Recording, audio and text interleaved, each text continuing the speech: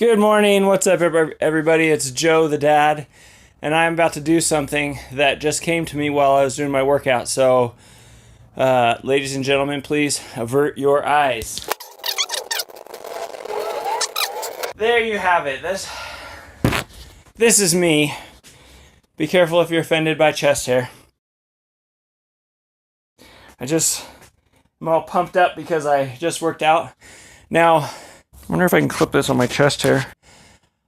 There are two things that I want to point out, and the reason I took my shirt off, aside from just getting attention, which is definitely one of the motivations for this. Thing one is resistance is something that just came into my mind while I was working out. I went on YouTube and I looked up upper body dumbbell workout, and I found this one good one by Scott Herman Fitness. I'll probably try and link to that. It was a really great workout. He's a funny, high energy guy, and he does a lot of he just has a good program where you do weights, and he just puts it all out there, so that's cool. And while my physique is incredibly amazing, which it's not, I will try and find some pictures of what I have looked like throughout my life. And when I look in the mirror, I'm really grateful that I can at least look less flabby than I did before. And, I'm 37 years old right now, so it's nice to not be atrophying. And I thought about it, and I thought, this is because I have resistance. This is because of the ability to use dumbbells or whatever other kind of thing to do a strength and resistance training. So thing number two, this is actually a serious thing, is I would like you to look at the difference between my right side and my left side. And I'll even turn around. So you might be able to see that my left side is much weaker or different shaped than my right side. Let's put it that way. I mean, part of the reason is growing up, I always threw with my right arm and did everything with my right arm, played tennis with my right arm, whatever. But the other thing is, a couple years ago, I guess it's like almost 3 years ago now, I tweaked in between my shoulder blades and ended up going up and basically killed the muscles in my arm. You might be able to see it in my triceps down here. If you look here versus here, I have a lot less muscle right there. And I actually did some pretty bad nerve damage. My index finger, my left index finger is still numb. Feels like there's a Band-Aid on it. But I lost almost all the muscle. I could not hold any kind of a weight and put my arm behind my head and lift it up. I mean, that was impossible for me. And when you have something like that happen to you, that is a very life-altering kind of event. And it's amazing. I mean, I used to, when I was younger, I thought like people complaining about their backs, I was like, whatever, this, old, weak people or something like that. Man, your back is connected to everything. So whether you're hurting in your lower back or your middle back or your upper back, it's very hard to do anything. And as much as pain should be all in your head, I have not figured out the trick to just ignore back pain. That is a really, really debilitating kind of pain. Anyway, so I hurt myself really bad, and it has been years that I've been trying to rebuild, and I am finally getting back to a point where my left arm is more or less, it's not equal, but it's functionally compatible with my right arm. I can do exercises that require both arms and things like that. And you know what? I could not have done that without purposely subjecting myself to resistance. So what does that have to do with Positive Voice? Well, so I'm on my third day right now, and holy crap balls.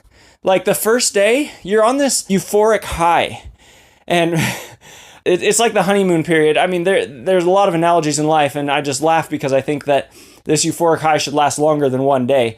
But the first day you're on this high, and then it starts to get real, and it actually starts to get hard. And yesterday, not only did I start to just lose that initial motivation, but then I actually had some really hard times where, I'll be honest, I don't think that I did a great job listening to the Positive Voice 100% of the time yesterday.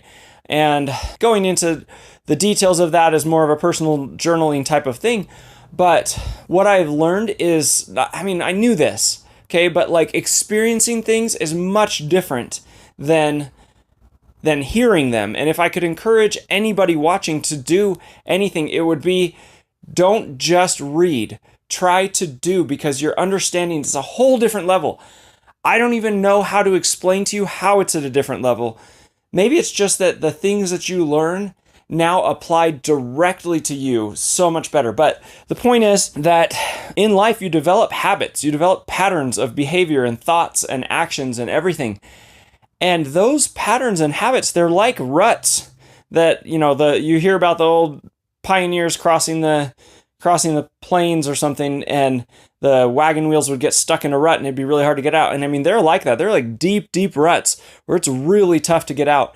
And you may even kind of move up to the side of the rut for a little bit and be on your way out, and then you fall back in.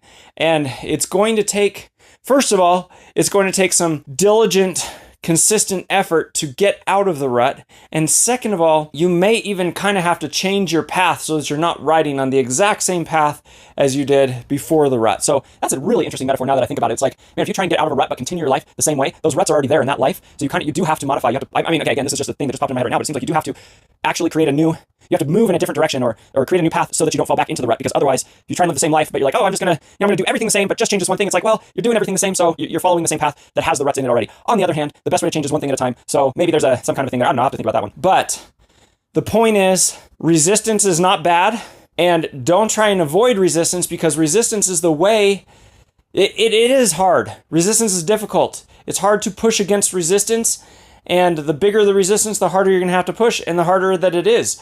You will never overcome resistance if you don't push. And just like being like, push really hard and then stop, that doesn't get rid of the resistance the whole time. That just, it's just you pushing for a second. You've got to push consistently against resistance in order to overcome it and get to the next step where you'll have more and different resistance. But again, it will help you grow, which is a good thing. You want to enjoy your life. And it is fun, especially if you're in school or if you're working, you think, all I want to do is relax. But I promise you, coming from a guy who quit work 5 years ago, and I've now been doing freelancing and consulting and not working and trying to start my business, I've realized you want to do something with your time. You want to grow. You want to develop in some way, whether that's getting better at a hobby like golf or sewing or cooking or driving or something. There's some way in your life that you want to improve. Relaxation 100% of the time is not the key. And so whatever you want to do to improve, you have to go through resistance. Yes, some of it may be so enjoyable that you don't mind the resistance, but think about it. There's resistance in everything. There's, even, I don't know why sewing came to my mind, but sewing or quilting or whatever it is.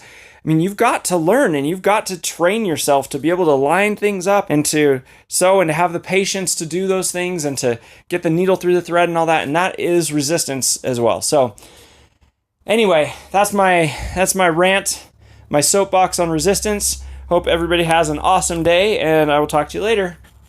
Ow. Yes, I can. Who needs a shirt? Okay. All right. That hurts. Ugh. All right. Don't like that. Okay.